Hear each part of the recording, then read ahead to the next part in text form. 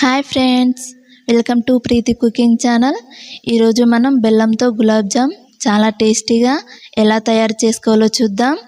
ఈ గులాబ్ జాములు చాలా ఈజీగా ప్రిపేర్ చేసుకోవచ్చండి. చాలా జ్యూసీగా ఉంటాయి. ఇవి చాలా హెల్తీ కూడా. మీరు చూడగలిగితే ఈ గులాబ్ జాములు నేను స్పూన్తో కట్ చేస్తున్నానండి. ఎంత స్మూత్గా కట్ అవుతున్నాయో మీరే చూడండి. అదేవిధంగా జ్యూసీగా చాలా బాగున్నాయండి. నేను చెప్పిన కొలతలతో మీరు కూడా ట్రై చేయండి. చాలా పర్ఫెక్ట్గా, చాలా టేస్టీగా, చాలా బాగుంటాయి. అదేవిధంగా లేట్ చేయకుండా వీడియోలోకి వెళ్దాం. మొదటగా ఒక కప్పుడు గులాబ్ జామ్ పిండిని తీసుకోవాలండి. ఓ బౌల్లో తీసుకొని మరిగించి చల్లార్చిన పాలను గులాబ్ జామ్ పిండిలో పోసుకొని నేను చెప్పిన విధంగా ఇలా కలుపుకోవాలండి. ఇలా కలుపుకుంటూ కొద్దిగా పాలు పోసుకుంటూ వేళ్ళతోటి ఇలా స్మూత్గా కలుపుకోవాలండి. పిండిని ఎంత స్మూత్గా కలుపుకుంటామో గులాబ్ జాములు అనేవి క్రాక్స్ రాకుండా అంత బాగా వస్తాయి. అదేవిధంగా ఇలా కలుపుకున్న తర్వాతకి ఒక స్పూన్ నెయ్యి యాడ్ చేసుకొని మరొకసారి వేళ్ళతోటి ఇలా స్మూత్గా కలుపుకోవాలండి.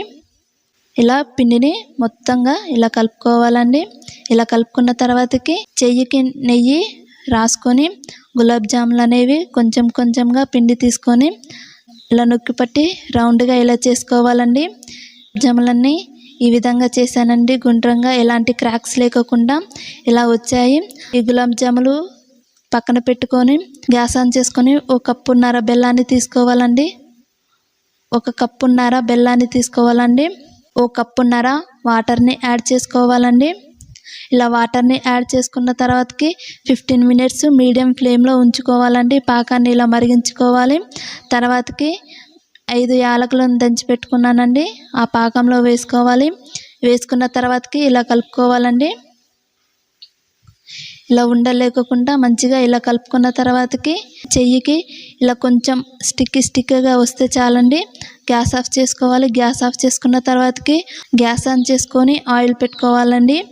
ఆయిల్ వేడయ్యాక అందులో మనం తయారు చేసుకున్న గులాబ్ జాములను అందులో వేసుకొని ఇలా గోల్డెన్ కలర్ వచ్చాక తీసుకోవాలండి. కాచి చల్లార పెట్టుకున్న బెల్లం పాకంలో వేసుకోవాలండి. వేసుకున్న తర్వాతకి 15 మినిట్స్ వదిలేసిన తర్వాతకి మీరే చూడండి ఎంత చాలా బాగా వచ్చాయో మీరే చూడండి. అదేవిధంగా పాకం కూడా చాలా మంచిగా వచ్చిందండి. మీరే చూస్తున్నారు కదండి. చాలా పర్ఫెక్ట్గా చాలా మంచిగా వచ్చాయండి. మీ ఇంట్లో వాళ్ళకి ఇలా చేసి పెట్టండి. నేను చెప్పిన కొలతలతో మీరు కూడా ఇలా చేసుకున్నారనుకోండి, చాలా టేస్ట్ అనేది చాలా బాగుంటుంది. ఒకవేళ ఈ వీడియో మీకు నచ్చినట్లయితే లైక్ చేయండి, షేర్ చేయండి. మీరు కూడా ట్రై చేసి కామెంట్ రూపంలో తెలియచేయండి. Thank you for watching video.